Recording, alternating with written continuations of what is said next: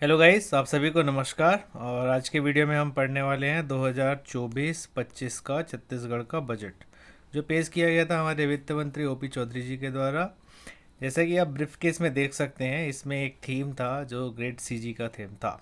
पहला गारंटी, मोदी जी की गारंटी थी। दूसरा रिफॉर्म, तो चेंजेस क्या लाना है। तीसरा कैसे इकोनॉमिक ग्रोथ कर सकते हैं, E for economic growth. A for achievement, जो हमको अचीव करना है। टी फॉर टेक्नोलॉजी, मतलब कैसे टेक्नोलॉजी को यूज़ कर सकते हैं। कैपेक्स, कैपेक्स होता है कैपिटल एक्सपेंडिचर, आगे इसको देखेंगे। और गुड गवर्नेंस के थ्रू छत्तीसगढ़ को विकसित बनाना है। इसको मोदी की बजट में मोदी की गारंटी, ज्ञान का अमृतकाल और छत्तीसगढ़ का विकास यानी विकसित छत्तीसगढ़ एट द रेट 2047, इस तरह के कुछ टर्म्स यूज़ किए गए थे। आइए देखते हैं इस बजट के बारे में विशेष। वैसे तो हम बजट पढ़ रहे हैं, लेकिन हम छत्तीसगढ़ की जनमन पत्रिका से पढ़ रहे हैं। जनमन पत्रिका से पढ़ने का आशा यह है कि इसमें बढ़िया कलरफुल फॉर्म में दिया गया है। ये फरवरी की जनमन पत्रिका है।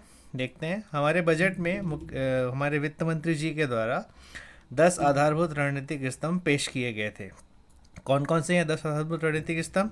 ज्ञान, हाँ वही मेंटर्स ज्ञान वाला ज्ञान, लेकिन इसका जो डिटेल है वो थोड़ा अलग है। इसमें जी फॉर गरीब है, वाई फॉर युवा, ए फॉर अन्नदाता, एन फॉर नारी। गरीब, युवा, अन्नदाता और नारी, तो इनको ध्यान में रखते हुए हमारा आर्थिक विकास होगा। यानी क्या करना है हमको? गरीब का आर्थिक विकास करना है। युवा का कैसे आर्थिक विकास हो सकता है? अन्नदाता यानी किसान का कैसे आर्थिक विकास हो सकता है? और चौथा है नारी। तीन चारों स्तंभ पे हमको विकास करना है।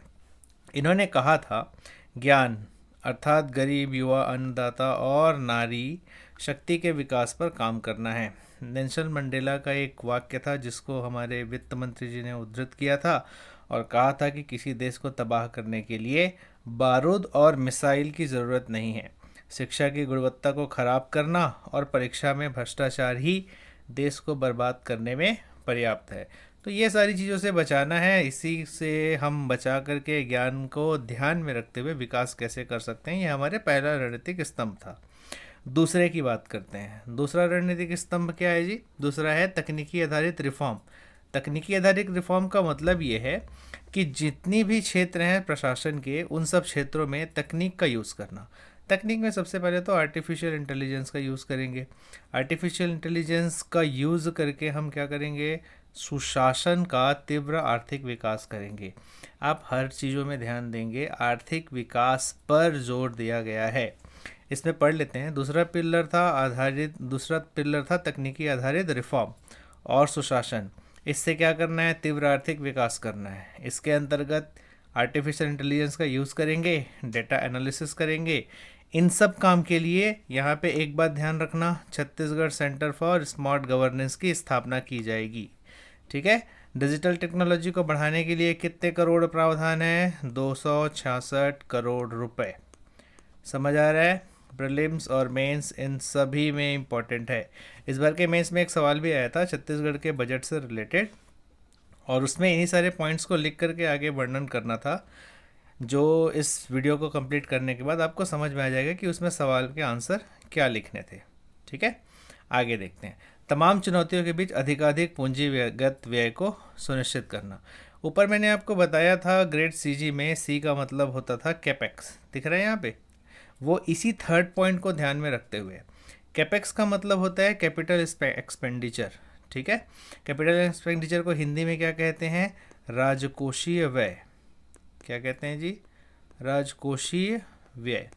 अब देखो, अगर हमको छत्तीसगढ़ में किसी व्यय की ज़रूरत है तो हम क्या करेंगे? यूज़ करेंगे। किन चीज़ों को यूज़ करेंगे? जो हमको राजस्व मिलता है उनको। और छत्तीसगढ़ जो कि है विकासशील राज्य है, इसीलिए यहाँ पे हमको बहुत ज़्यादा पैसे की ज़रूरत है। फिर भी यहाँ पे कुछ हमको बचत करना है। वो बचत हम कैसे करेंगे? वो बचत हम करेंगे विकासशील राज्य में, बचत करेंगे राजकोषीय व्यय करके। होता है ना, हम कुछ पैसे संभाल कर रखते हैं, और वो पैसे जो हम संभाल कर रखते हैं वो आज निवेश करते हैं, और निवेश करने के बाद कल हमको क्या देता है? वो फ़ायदा देता है। और यही फ़ायदे की बात कर रहे हैं कैपिटल एक्सपेंडिचर, यानी पूंजीगत व्यय। अपनी पूंजी को बढ़ाना है। वित्त मंत्री जी ने क्या बताया था? पूंजीगत व्यय में अगर हम 100 रुपये की वृद्धि करते हैं तो जीडीपी में वो कैसे रिफ्लेक्ट होता है? 247 रुपये। यानी आज अगर 100 रुपये आप बचा लेते हैं तो वो जीडीपी में 247 रुपये बन के निकलता है। समझ में आ रही है बात? अच्छा, पिछले साल की तुलना में इस बार कैपेक्स में कितने परसेंट की वृद्धि की गई है? 20%। ध्यान रखिएगा, कुछ इसी तरह के सवाल प्रीलिम्स में आ जाते हैं। कितने परसेंट की वृद्धि देखी गई है जी? 20% की वृद्धि। समझ में आ गया तीसरा बिंदु। चौथे बिंदु की बात करते हैं, प्राकृतिक संसाधनों का उचित इस्तेमाल करना। चौथा पिलर प्राकृतिक संसाधन। देखिए, हमारे छत्तीसगढ़ में अगर बात करेंगे, ये हमारा छत्तीसगढ़ बन गया, बहुत ख़राब छत्तीसगढ़ बना है, पर है हमारा छत्तीसगढ़ बहुत सुंदर। इसमें ऊपर में बात करेंगे तो खनिज है कि नहीं, और नीचे अगर बात करेंगे तो खनिज। इतने सारे खनिज हैं, तो इनका अगर हम यूज़ करेंगे तो हम माला माल राज्य नहीं बन जाएंगे। इन्हीं का ही हमको बहुत अच्छे से इस्तेमाल करना है। बहुत अच्छे का मतलब दक्षता के साथ। अब दक्षता का मतलब क्या होता है? न्यूनतम निवेश, मिनिमम इनपुट। इससे हमको क्या बनाना है? अधिकतम आउटपुट या फिर अधिकतम प्राप्ति। समझ में आई बात? ये करना है। मिनिमम इनपुट से मैक्सिमम अगर हम आउटपुट निकाल लेते हैं तो दक्षता हमारी क्या हो जाती है जी? बढ़ जाती है। इसी को यूज़ करना है। जो प्राकृतिक संसाधन है, इनका कैसे उचित इस्तेमाल कर सकते हैं और न्यायपूर्ण वितरण कर सकते हैं, इस पर बेस्ड था हमारा छत्तीसगढ़ का विकास। ठीक है, इसके बाद आगे देखते हैं पांचवा स्तंभ। इसमें क्या है? ये अर्थव्यवस्था के क्षेत्र में सेवा की नई संभावना के विकास पर जोर। आपको पता होगा अर्थव्यवस्था का 3 क्षेत्र होता है ना? पहला कृषि, दूसरा उद्योग। पहला कौन सा है? कृषि, दूसरा उद्योग और तीसरा सेवा। तो अब सेवा से संबंधित क्या चीज़ें रहती हैं? होटल, है ना? होटल आपको सेवा प्रदान करते हैं, बिल्कुल करते हैं। आईटी है, सेवा का क्षेत्र है।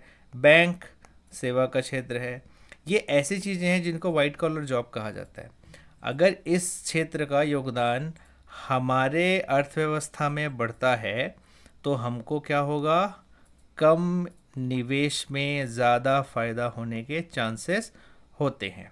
ठीक है, इसीलिए इस क्षेत्र में जो संभावनाएं हैं उन पर ध्यान देना रहता है। अभी आप देखे होंगे छत्तीसगढ़ में खनिज है और कृषि है, तो इससे जितना हमारा विकास हो रहा है वो तो हो ही रहे। इसके बाद हम सेवा के क्षेत्र में भी छत्तीसगढ़ में क्या कर सकते हैं? वृद्धि कर सकते हैं। और अगर सेवा के क्षेत्र में वृद्धि होती है तो छत्तीसगढ़ तीनों सेक्टर में अच्छे से वृद्धि कर पाएगा।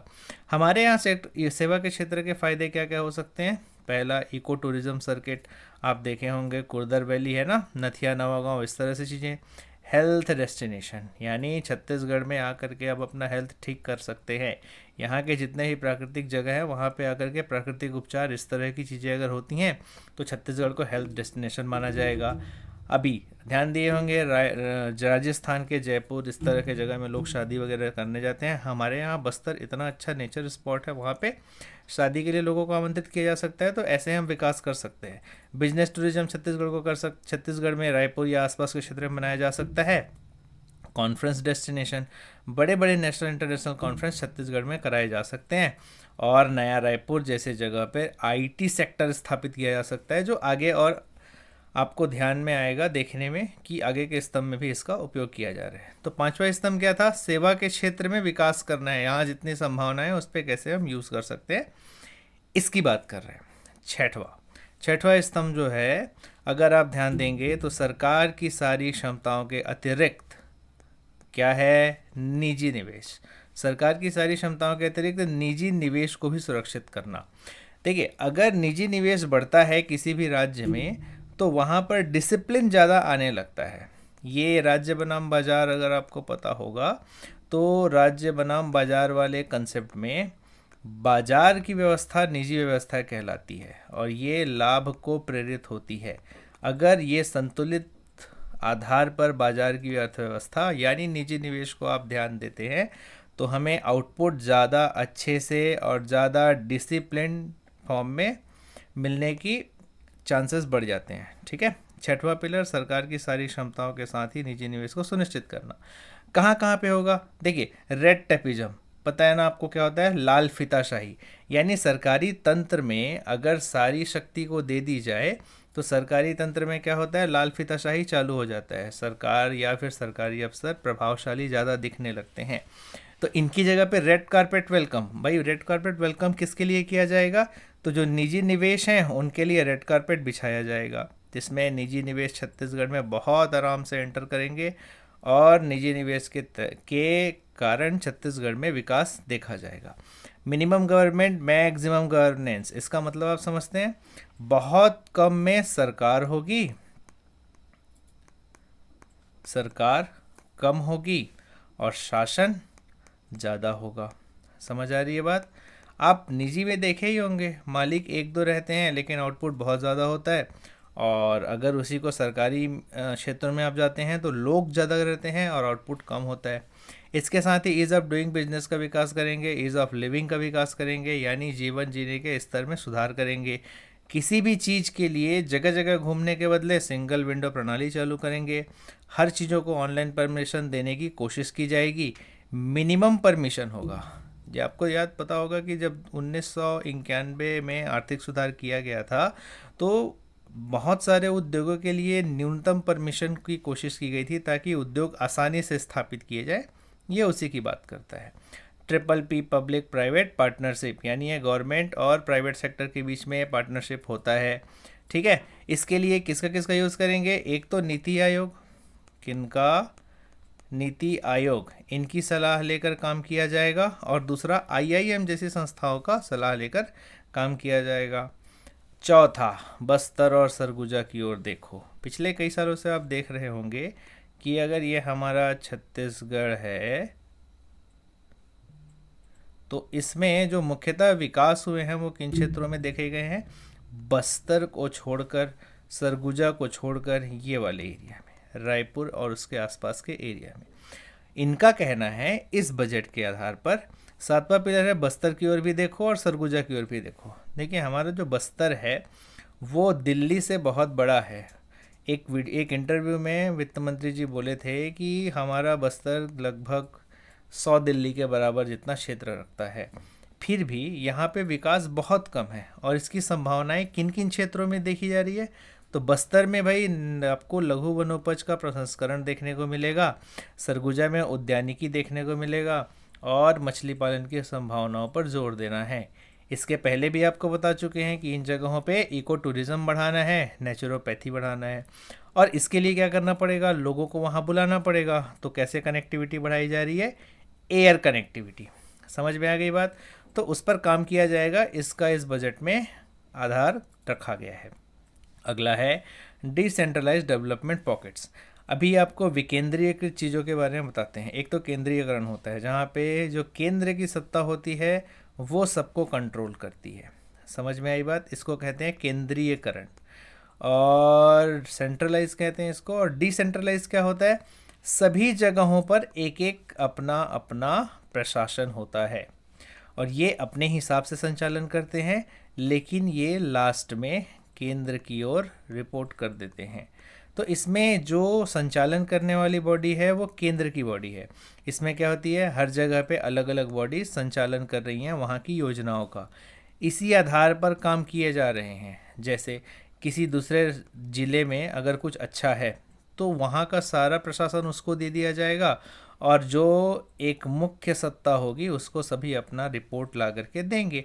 इससे क्या होगा? इस क्षेत्र का विकास की जिम्मेदारी इस क्षेत्र के प्राधिकरण को, इस क्षेत्र के विकास की जिम्मेदारी इस क्षेत्र के प्राधिकरण को, और वापस में ये रिपोर्ट करके इनको को रिपोर्ट करेंगे, और इस पूरे क्षेत्र का फिर क्या हो सकता है?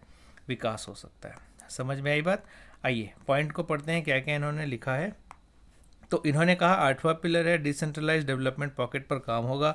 जैसे नवा रायपुर में प्लग एंड प्ले मॉडल पर आईटी आधारित रोजगार का सृजन होगा। बिल्कुल होगा, जो आईटी आधारित रोजगार है वो प्लग एंड प्ले मॉडल पर काम करता है। ठीक है। आगे, नवा रायपुर में ही लाइवलीहुड सेंटर बनाए जाएंगे। ठीक है। अब एक नया रायपुर का हो गया, दूसरा दुर्ग जिले में सेंटर ऑफ एंटरप्रेन्योरशिप स्टेट किया जाएगा, और रायपुर और दुर्ग के क्षेत्र को क्या बनाएंगे, कैपिटल रीजन के रूप में विकसित किया जाएगा। इस क्षेत्र में विश्व स्तरीय क्या होगी, आईटी सेक्टर, जैसे बेंगलोर या हैदराबाद जैसे होते हैं ना, उनके जैसे ही।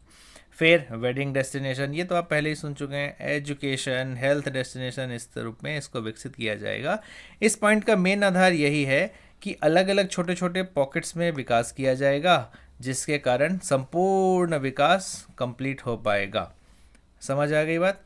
एक और बात जो ध्यान देने वाली ये है, देखिए जहाँ पे कृषि प्रधान जिले हैं वहाँ पे क्या विकास किया जाएगा, कृषि का। नया रायपुर में क्या विकास कर रहे हैं, आईटी सेक्टर का विकास कर रहे हैं। समझ में आएगा, डिसेंट्रलाइज्ड।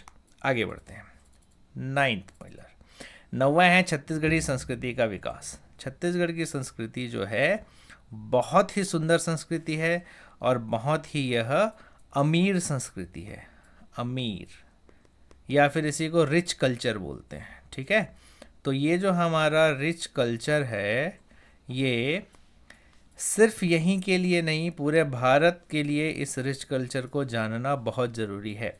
वित्त मंत्री जी ने क्या कहा था, छत्तीसगढ़ की बोली भाषा, तीज त्योहार और साहित्य को आगे बढ़ाने के लिए हमारा नौवां पिलर जो है वो कटिबद्ध है। ठीक है, अब 10वें पिलर पे आते हैं।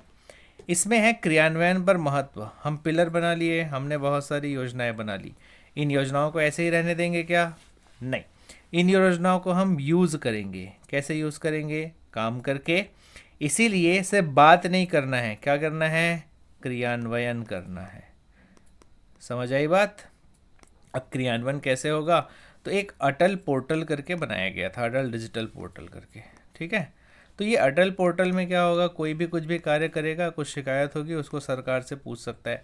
एक तो ये डिजिटल है, क्या है, डिजिटल है ना, और दूसरा इसका यूज़ क्या हो सकता है कि ये क्रियान्वयन को ध्यान देगा। किसको ध्यान देगा, क्रियान्वयन को। प्रतिबद्धता और समर्पण के साथ कार्य कर हम विकसित छत्तीसगढ़ का निर्माण करेंगे।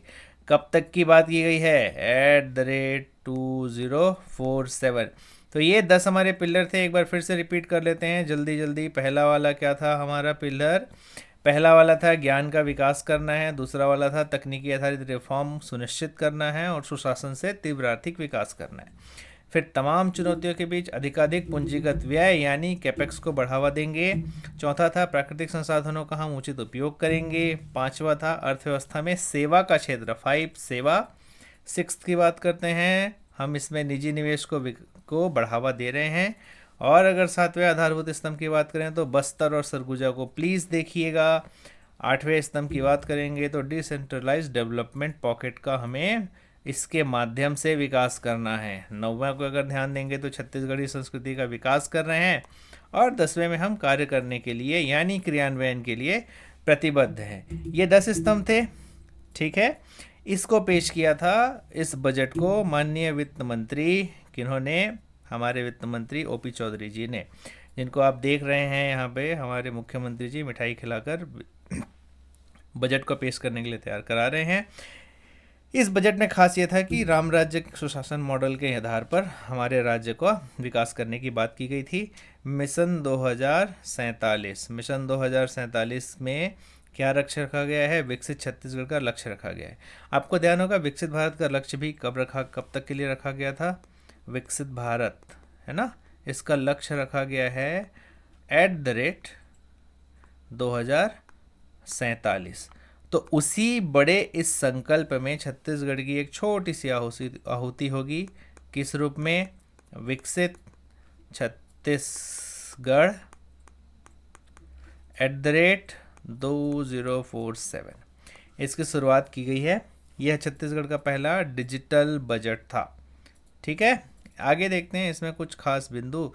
तो धीरे धीरे बजट का फॉर्म बढ़ता गया। इस बार हमारे बजट का कितना आंकड़ा है, 1,47,500 करोड़ रुपए की राशि इस बार के बजट में आवंटित की गई है। अब ये जो 10 आधारभूत स्तंभ हैं, इनके लिए काम क्या क्या किया गया था वो हम आगे के स्लाइड्स में जल्दी जल्दी देखेंगे, लेकिन ध्यान दीजिएगा इस बार हमारे छत्तीसगढ़ के SGDP, स्टेट GDP में कितने का विकास देखा गया है, 6.56। प्रीलिम्स के लिए बहुत इंपॉर्टेंट टॉपिक, याद कर लीजिएगा। मेंस में कहीं कहीं यूज़ कर सकते हैं, इस बार तो सीधे आया था, आप यूज़ कर सकते हैं। भारत में कितना विकास हुआ? 7.32। और छत्तीसगढ़ में कितने का जीडीपी में विकास हुआ है? 6.56। इतने की जीडीपी में वृद्धि हुई है। किस पे? स्थिर मूल्य पे। ध्यान रखिएगा, स्थिर मूल्य जो हम 2012 के सन के हिसाब से कैलकुलेट करते हैं, और प्रचलित मूल्य पिछले साल के हिसाब से कैलकुलेट किया जाता है। अगर क्षेत्रवार वृद्धि देखेंगे तो कृषि वाले क्षेत्र में कितना वृद्धि है? 3.23। इतने प्रतिशत की वृद्धि किस क्षेत्र में है? कृषि के क्षेत्र में है। और उद्योग के क्षेत्र में 7.13। कितने जी? 7.13%। कहाँ पे है? उद्योग के क्षेत्र में। फिर आते हैं सेवा का क्षेत्र। सेवा के क्षेत्र में कितने की वृद्धि देखी गई है? 5.02%। कहाँ पे देखी गई है? सेवा के क्षेत्र में।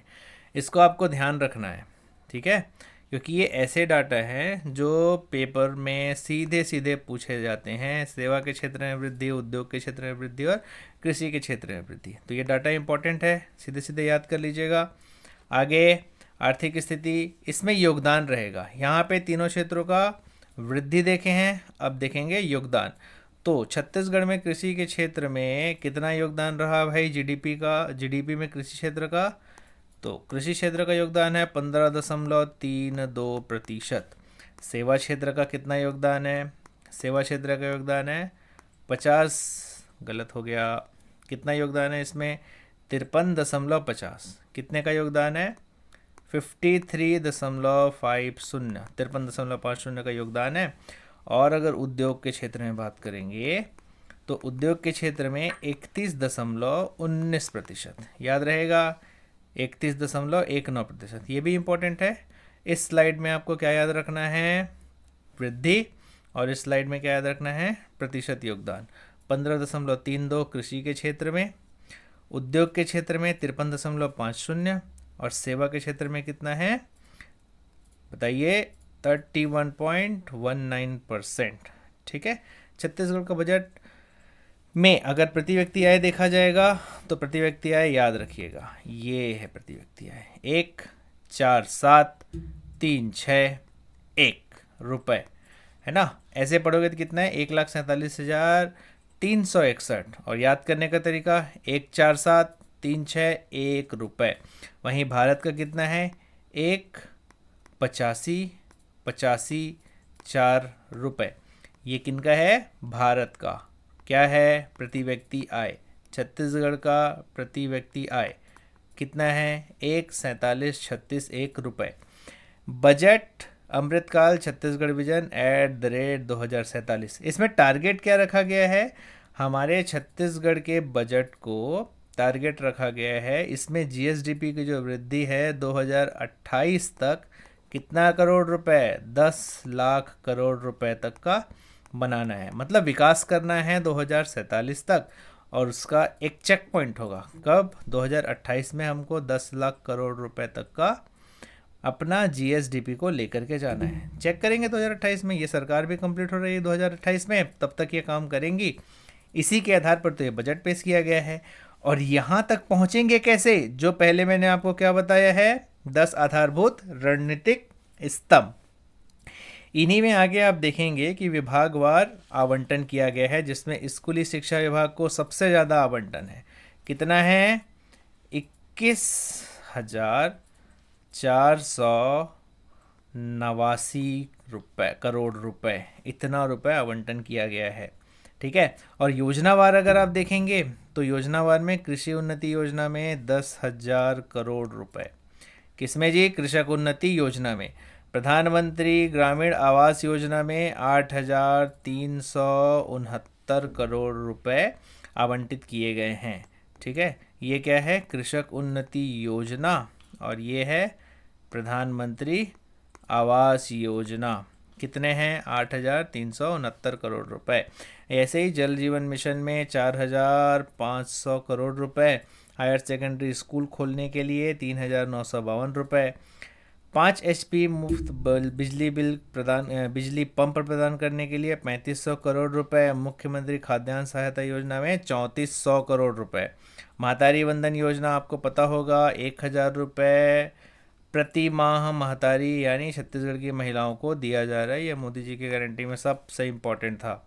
3000 करोड़ रुपए। समझ में आ रही बात। अब यहाँ पे एक ध्यान रखिएगा, जो हमारी छत्तीसगढ़ की स्वास्थ्य योजना है वो अब क्या बन के आ गया है, वीर नारायण सिंह आयुष्मान स्वास्थ्य योजना। याद रहेगा सबको, क्या है, वीर नारायण सिंह आयुष्मान स्वास्थ्य योजना, नया नाम आया है। इसके लिए बजट में 1526 करोड़ रुपए का प्रावधान है। इसके बाद अमृत मिशन योजना, जैसा कि आप देख पा रहे हैं, 700 करोड़ रुपए का प्रावधान है। फिर प्रधानमंत्री ग्राम सड़क योजना, श्री रामलला दर्शन योजना, छत्तीसगढ़ से रामलला देखने जाएंगे। कहाँ तक, तो इसमें 20 वर्ष से 55 वर्ष इस उम्र के लोग देखने जाएंगे। कितने करोड़ रुपए उसके लिए प्रावधान है, 35 करोड़ रुपए का प्रावधान है। शक्तिपीठ योजना आपको पता होगा, सूरजपुर में माँ कुदरगढ़ी।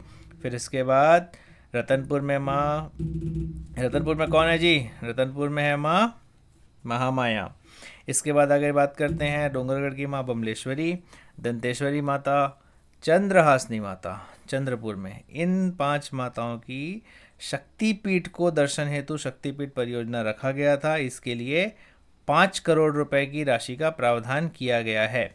इन्वेस्ट छत्तीसगढ़, क्या करना है छत्तीसगढ़ में, इन्वेस्ट कर को प्रोत्साहन देने के लिए 5 करोड़ रुपए की राशि दी गई है। अब यहाँ पे एक इम्पॉर्टेंट है, दीनदयाल उपाध्याय भूमिहीन कृषि मजदूर योजना, जो पहले राजीव गांधी भूमिहीन कृषि मजदूर योजना के नाम से था। 7000 रुपये सबको दिया जाता था 1 साल में। अब कितना दिया जाएगा, 10,000 रुपये दिया जाएगा भूमिहीन कृषि मजदूरों को। इसके लिए राशि कितनी आवंटन है, 500 करोड़ रुपए। समझ में आ गई आवंटन राशि। फिर पंचायत और ग्रामीण क्षेत्र के विकास के लिए ये सारे आवंटन हैं, जिसमें का एक ही इम्पोर्टेंट है, ऊपर पहले आपको बता दिया गया है, प्रधानमंत्री आवास योजना 8,369 करोड़ रुपए। फिर आपको ध्यान होगा, महिला एवं बाल विकास विभाग, एक एकदम हाईलाइटेड चीज़ है, क्या है, महतारी वंदन योजना। कितने रुपए, तो 3000 करोड़ रुपए। क्लियर है। फिर देखिए यहाँ पे शिक्षा के विकास के लिए ये सारे काम किए जाएंगे। समग्र शिक्षा होगा 160 ITI। कितने ITI, 160 ITI यहाँ पे खोला जाएगा। समझ आ रही है बात। और उनका उन्नयन के लिए 381 करोड़ होगा।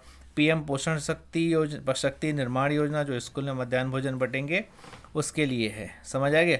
यहाँ पे ध्यान दीजिए, पंडित रविशंकर विश्वविद्यालय में वाणिज्य एवं फॉरेंसिक साइंस विभाग का स्थापना किया जाएगा। जिसको एडमिशन लेना है वो यहाँ पे ले सकते हैं भाई। साइंस सिटी बनाया जाएगा, एस्ट्रो पार्क बनाया जाएगा।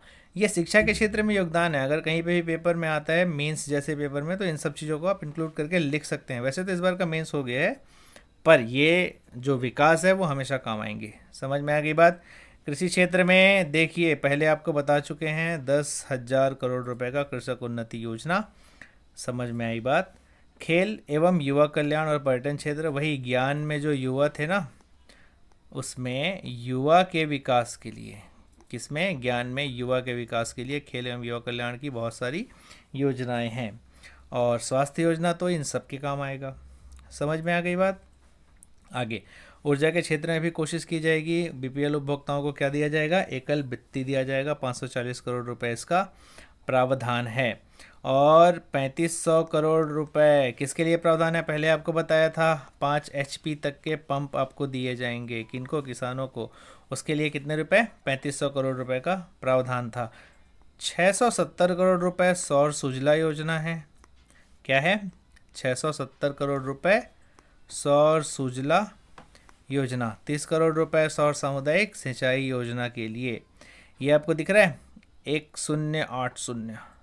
क्यों हो रहा है, सड़क निर्माण। देख रहे हैं कितना चकाचक सड़क है। किसके लिए है, अधोसंरचना विकास के लिए। कितना रुपए जी, 1080 करोड़ रुपए। समझ में आ गया। तो ये कुछ बजट्स के हाईलाइट थे। अभी आपको क्या करना है, अगले बार के बजट के लिए, विकास के लिए, इन सब पे काम करना है। नीचे आपको बहुत सारे मल्टीपल चॉइस क्वेश्चंस दिए गए हैं, स्क्रीनशॉट ले लो और इनको सॉल्व करो। समझ में आ रही बात। पहला क्वेश्चन देखो, ज्ञान का मतलब क्या है, नेल्सन मंडेला ने क्या कहा था, तकनीकी आधारित सुशासन, वैसे ये प्रीलिम्स में एज इट इज़ तो नहीं आएंगे, लेकिन इससे क्या करोगे, आप अपनी प्रैक्टिस कर सकते हो। धीरे धीरे मैं स्क्रॉल करते जा रहा हूँ, आप चाहें तो इनका स्क्रीनशॉट ले सकते हैं। स्क्रीनशॉट के बाद इनके आंसर्स कमेंट में भेजिए। कमेंट में अगर आपका सही है या गलत है उस पर डिस्कशन कर लीजिए। मैं डिस्कशन नहीं करूँगा, क्योंकि मैं इसका आपको क्या दूंगा, आंसर की आप कहाँ पे मिल सकता है, आपको हमारे वेबसाइट पे मिल सकता है और टेलीग्राम चैनल पे। ठीक है, हमारा वेबसाइट और टेलीग्राम चैनल लास्ट में आपको बता दिया जाएगा। नवा रायपुर में किस प्रकार से रोजगार सृजन का लक्ष्य रखा गया है, पहले ही आपको बता दिया था। आईटी आधारित एक क्वेश्चन को सॉल्व तो मैं ही कर दिया, इसीलिए मैं कहता हूँ स्क्रॉल नहीं करूँगा तो मेरे से क्वेश्चन सॉल्व हो जाते हैं देखते देखते। ठीक है, ये आपको पता होगा छठा स्तंभ कौन सा है। आगे क्वेश्चंस आंसर दीजिएगा कमेंट में। 11वां सवाल, 12वां सवाल स्क्रीनशॉट ले लीजिए, सॉल्व कर लीजिए। 13वां, 14वां, कितने सवाल बचे हैं, आप 5 सवाल बचे हैं, देखते हैं। 15वां, 16वां, ये सब आसान सवाल हैं, आपसे आराम से बन जाएंगे। 17, 18 इस वीडियो को आराम से सुनेंगे और ये क्वेश्चन आपसे बन जाएगा। रेड टेपिज्म मैंने आपको बताया था, लाल फीताशाही कैसे उसको ख़त्म करना है वो भी समझाया हूँ। वीडियो देख करके आंसर दीजिएगा। और 20वां, खैर आपको इन सब के बारे में बता दिया है। स्क्रीनशॉट लीजिए, सॉल्यूशन दीजिए। अगर इसका आपको सॉल्यूशन देखना है तो हमारे वेबसाइट पे चले जाइएगा। और कहाँ पे जाएंगे आप, हमारे टेलीग्राम चैनल पे, जहाँ पे इसका सॉल्यूशन मिल जाएगा। ठीक है, तो अगला वीडियो का वेट करिए, तब तक के लिए खुश रहिए, मस्त रहिए, क्वेश्चन बनाते रहिए। और हम ये जो हमारा क्रैक प्रीलिम्स का सीरीज़ है, इसका अगला वीडियो आप तक लेकर के आते रहेंगे। तैयार रहिएगा अगले वीडियो के लिए। शुक्रिया।